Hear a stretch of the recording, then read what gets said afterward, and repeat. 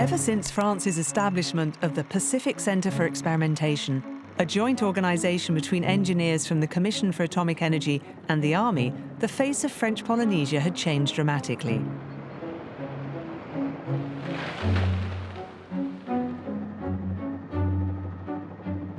Thousands of soldiers were spread across this territory the size of Europe, from the capital Papeete out to the most distant islands. The French Navy supplied the greatest number of men, but its Army and Air Force also participated in the operations.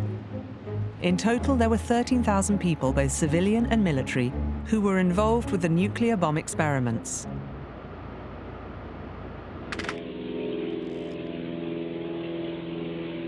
From high in the air, the first thing I could see was the turquoise sea. It was postcard pretty.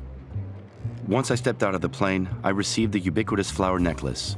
The smell, the warm, humid air, had finally arrived in Polynesia. These are the first two photos I took in Tahiti. But after that, Arue Camp was more familiar.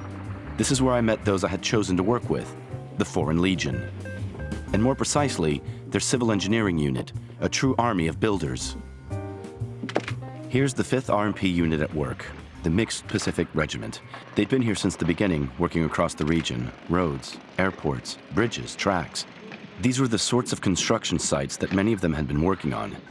I was assistant lieutenant to the Technical Equipment Company, and I had 150 guys under my command. There were French, a few Vietnamese, and lots of Germans. They were brawny and tough. They didn't talk much, and often had a past they wanted to hide. Typical Legionnaires.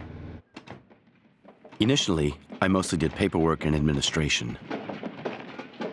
Our only military activity was a parade held on November 11th, 1968. And that wasn't all. I also learned that the government had decided to cancel the test planned for 1969 due to budget restrictions. I immediately requested a 1-year extension. I didn't want to have come all this way for nothing. I wanted to see the bomb explode.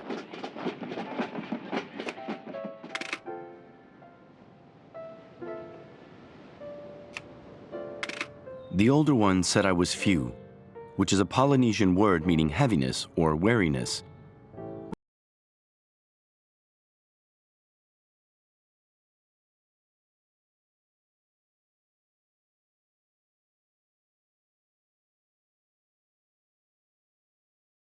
Obviously, he didn't read Baudelaire very often.